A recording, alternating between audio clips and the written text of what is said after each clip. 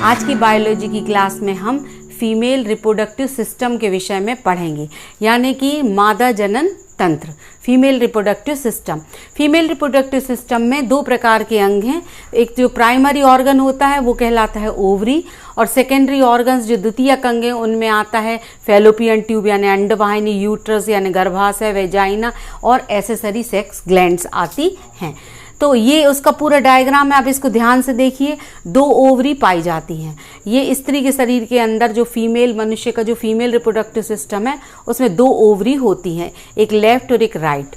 ठीक है, ये बादाम के शेप की होती हैं और इन ओवरी में, इन अंडाशय के बिल्कुल किनारे से देखिए एक हाथनुमा रचना, जैसे ऐसा रहता है ना हाथ, ऐसे हाथनुमा रचना यहाँ पर होता है, हथेली जैसा, और यही आगे जाकर एक पतली ट्यूब में परिवर्तित हो जाता है। तो ये वाले हिस्से को कहते हैं कीप।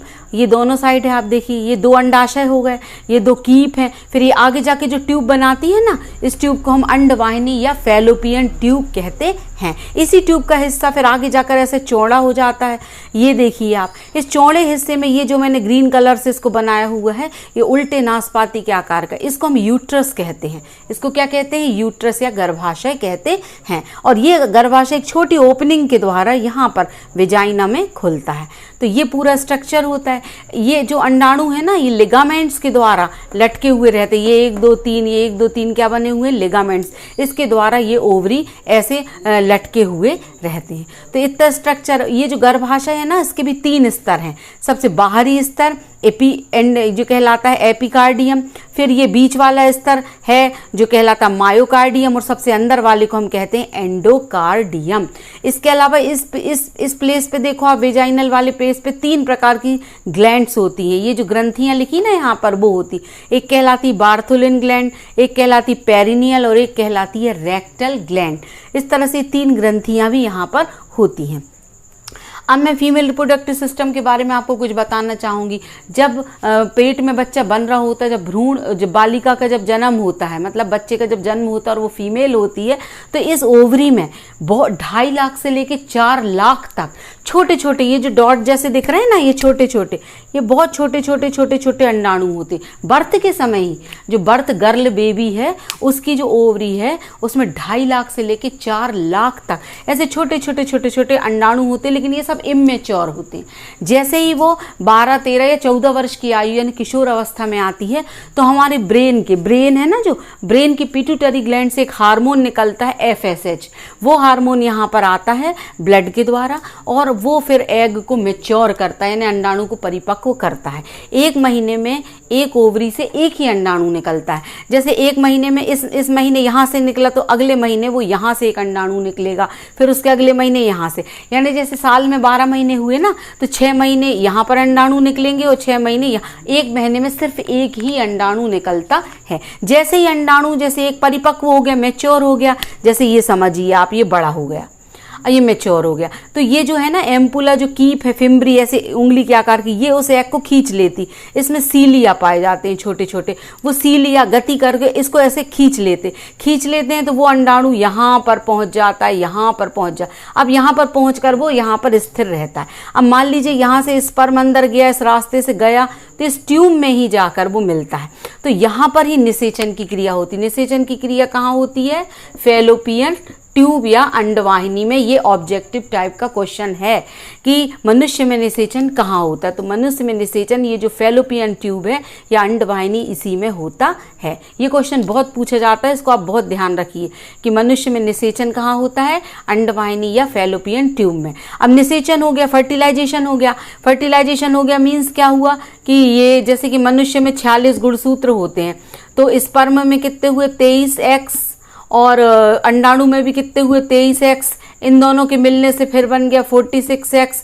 इसको क्या कहते हैं? हम इसको जाइगोट कहते हैं। इसको क्या कहते हैं? यानी यहाँ फर्टिलाइजेशन हो, यहाँ से स्पर्म गया अंदर, ये स्पर्म ऐसा गया अंदर, यहाँ जाके फर्टिलाइजेशन हुआ, निषेचन, और क्या बन गया? जाइगोट।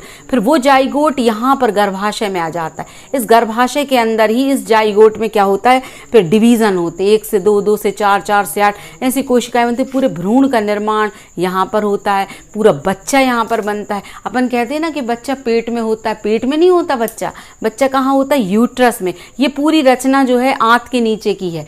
मनुष्य के पेट में जैसे यहाँ आमाशय, आंत बाद सब हुआ, उसके नीचे ये है। तो ये बच्चा कहाँ होता है? यूट्रस में, गर्भाशय में।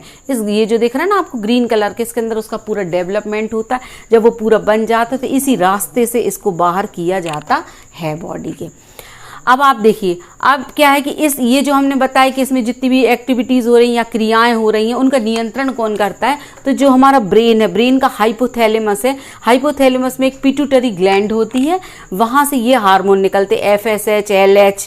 तो ये FSH, LH दोनों ओवरी के पास जाते हैं, इसके पास। तो FSH क्या काम करता है? फॉलिकुल स्टिमुलाइजिंग हार्मोन, ये अंडाणु को परिपक्व करने का कार्य करता है। और LH क्या काम करता है? ल्यूटिजाइडिंग हार्मोन, ये गर्भधारण के दौरान, जैसे यहाँ पर मान लीजिए निषेचन हो गया, यहाँ पे बच्चा बनने लगा, चालू हो गया। अब उस दौरान ये अंडाणु जनन की क्रिया रुक जाती है। 9 महीने तक कोई अंडाणु नहीं बनता। तो ये रोकने का काम कौन करता है? LH।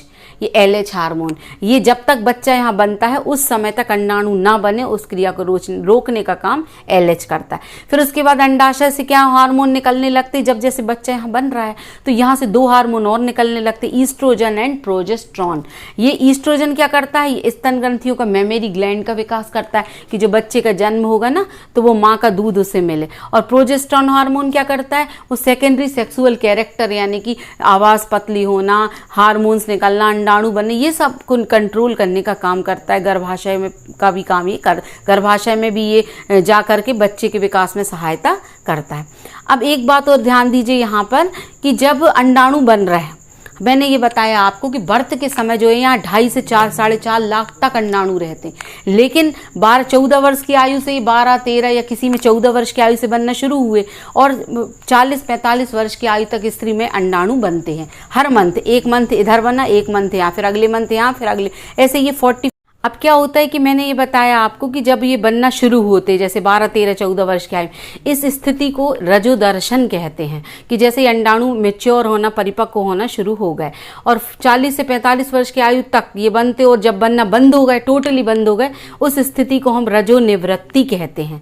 अब क्या है कि जैसे रजोदर्शन ये चालू हो गया, अंडाणु बनना, और स्पर्म यहाँ पहुँच गया, फर्टिलाइजेशन हो गया और भ्रूण बनने लगा, एक तो ये चीज़ होती है। और यदि ये नहीं हो रहा है, फर्टिलाइजेशन नहीं हो रहा, बच्चा नहीं बन रहा, कुछ नहीं हो रहा, उस स्थिति में क्या होगा कि अंडाणु जो है ये नष्ट हो जाएगा और इसका कुछ घंटों का ही जीवन रहता। उस दौरान फर्टिलाइजेशन हो गया तो ठीक है, अन्यथा नष्ट होकर वो इस रास्ते से बाहर ब्लड के क्लॉट्स के रूप में बाहर आ जाता है, जिसको हम रजोधर्म, मासिक धर्म या ऋतुस्राव कहते हैं।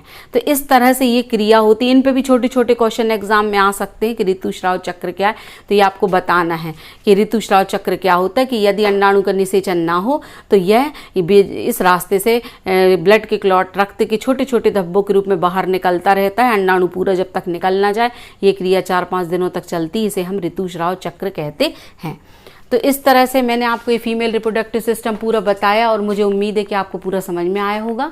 और यदि आपको समझ में ना आया हो तो आप मुझे कमेंट करके पूछ सकते हैं और अब आप इसका एक स्क्रीनशॉट ले लीजिए।